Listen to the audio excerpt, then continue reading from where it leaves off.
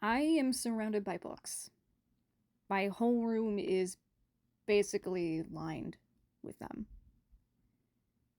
And one of the things Return to Reading was meant to do was get me back in the habit of reading, especially the habit of reading how I used to in my childhood and teens, because I had books on me constantly.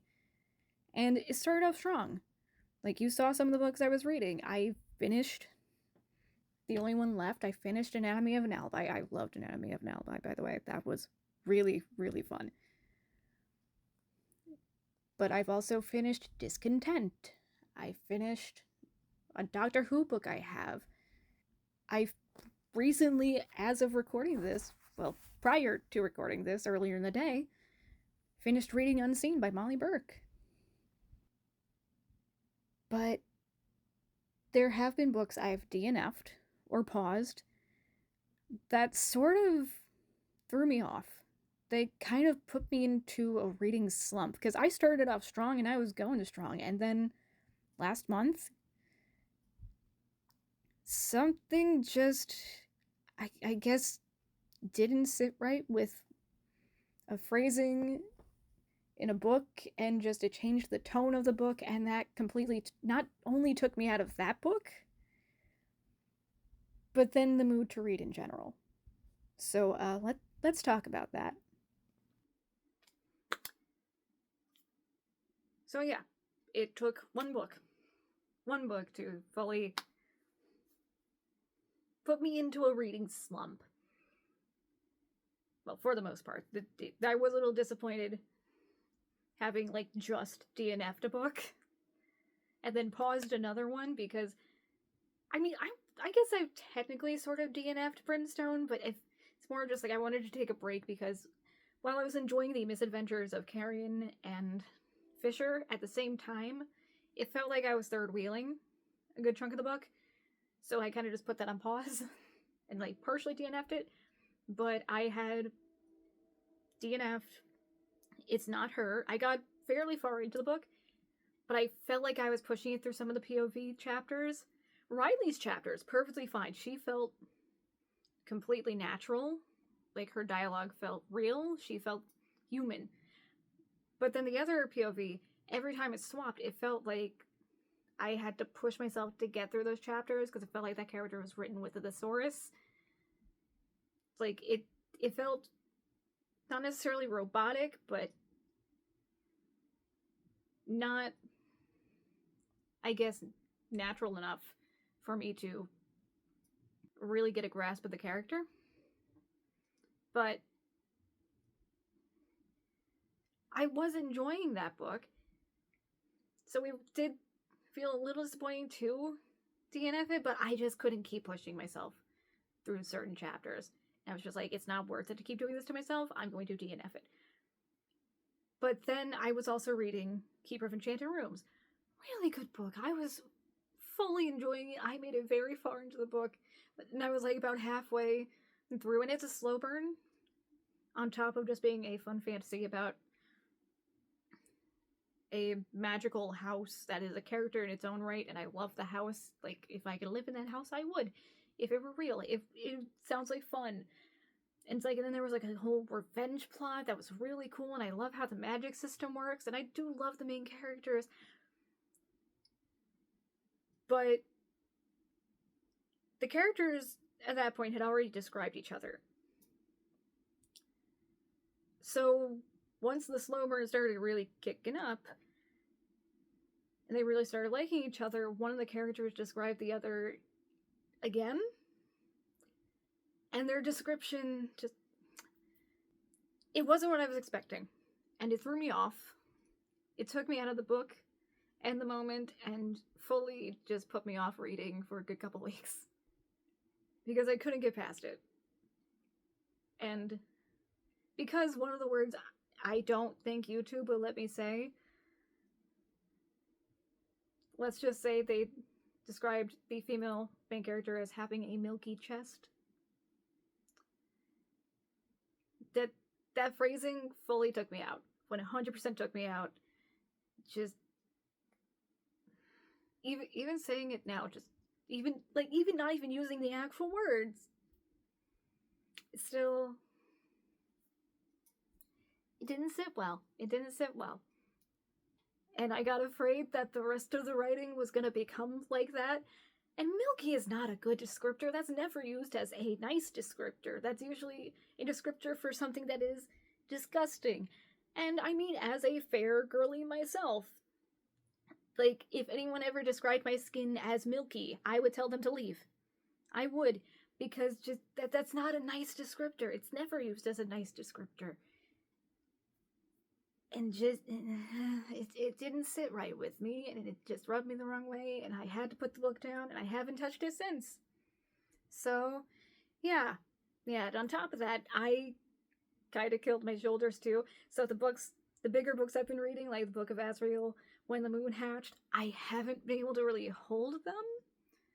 Like, even just, like, keeping them in my lap and then slightly propping them up and lightly holding them with my hands. Because it felt like I was, like, being pulled forward, and I was getting that teary, bruised feeling. So I couldn't hold the books, which didn't help.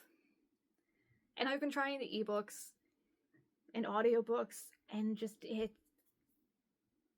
slump on top of that, just, I couldn't read. As much as I wanted to, and I kept trying, I just couldn't. And it's not like I haven't been attempting to read other books since, because I did aim for a slimmer book. I read Doctor Who, Genesis of the Daleks. I've had that for a while. Read that. It's a very, very slim book. It's a small and slim book. I recently finished Unseen by Molly Burke. I started reading Secret Lives of Murderers' Wives. And those are easier to carry, but even finishing the two other books and starting the other one, I still wasn't really feeling motivated to read. It's like that like oomph and passion to read was pretty much like gone. Like, whatever Keeper of Enchanted Rooms did to my whole love and motivation to read, it, like, threw it out the window, and it wasn't fun. So it's been a few weeks since I really enjoyed reading again. And I really pushed myself to finish at least the two books, Doctor Who, Genesis of the Daleks, and Unseen. And really starting to push myself to get those done, like the smaller books done. Started getting my momentum back up. And now that my shoulders are, for the most part, better, they occasionally go back and forth from aching, especially with the weather being how it's been since it's been going back and forth between cold and summer. My bones do not like that. All of my old injuries are just taking turns on what's acting up. But now that I can kind of hold the books again, I started reading Book of Azrael again, and oh my god, I love it so much. I am excited to finish that book so much. I am getting so close. And it usually takes me forever to read thicker books too. So the slowdown, not being able to hold the book, oh, that hurt. That hurt so much for me. Because I was reading that very fast. Because I'm not someone who could just sit in one spot for hours on end reading. My body does not let me do that. But the fact that I was, like, halfway through the book within, like, a week, that's fast for me. So when that slump happened and the shoulder stuff, it hurt not being able to pick it up. And again, I tried the ebook, I tried the audiobook, because I mean, I started reading it through the ebook, but I just can't, stare at the screen. I can't. I have a tablet I got specifically to be an e-reader, and just, it hurts even with blue light glasses on, I can't look at the screen for too long. And the audiobook, I gave in and subscribed to Audible because it was cheaper that way. Because, can we just take a moment to talk about how expensive audiobooks are for something that should be a more accessible option? Some of them, I don't remember which book it was I was reading, that I went to try. Actually, it might have been Keeper of Enchanted Rooms. I went to look the audiobook up, and it was like 40 something bucks, and that was on sale. And I'm just like, what? Actually, wait, it was like 39 bucks on sale, but it was normally like 42 or something. I'm just like, how, what? And then I'm looking at some series, and I'm just like, why are certain books in the series an actual affordable price, but then other ones like into like the 30s and 40s? Just, my wallet cannot do audiobooks right now. But I did try those. It's like, I feel like audiobooks, there's something that I might be a picky narrator person. That might be it. I think just the narrator makes or breaks an audiobook for me, and I was enjoying the audiobook for the Book of Azrael. But then I tried the audiobook for The Moon Hatched, and I forgot which one of the characters I didn't like the voice of, because it just, for some reason, didn't match what I was hearing in my head when I was reading. I'm just like, I need to stop. I need to stop listening to this, and I will get back to the book on my own. But as of filming this earlier today, I was able to finally just take Book of Azrael. Actually, I think I did a little yesterday too, because I'm again finally able to hold the book again. And when my shoulders did start acting up, I just laid it on the bed. It's just like, I will kill my back for this. I want to read. And I started getting back into it. I'm so excited because we're at the point where Diana and Liam are finally starting to get along and work together, and they're so cute together, especially the more like somber moments. And just, I love that book. I'm loving the Book of Azrael so much. Like, I am more than excited to get to the next book. But it's getting me back into reading again. And it's getting me excited to read again. And that's what I need. That's what I need. So, while the reading slump lasted longer than I liked, I am back into reading. So, again, in the comments, tell me some... Oh, I said again. I think that was from a different take I did, because I tried recording this already. But in the comments, tell me some things that have taken you out of books. Like, have you basically been thrown into a reading slump because of something from one book that threw you off completely? Has DNFing a book or multiple books in a row fully just thrown you off your reading motivation or rhythm? Tell me in the comments.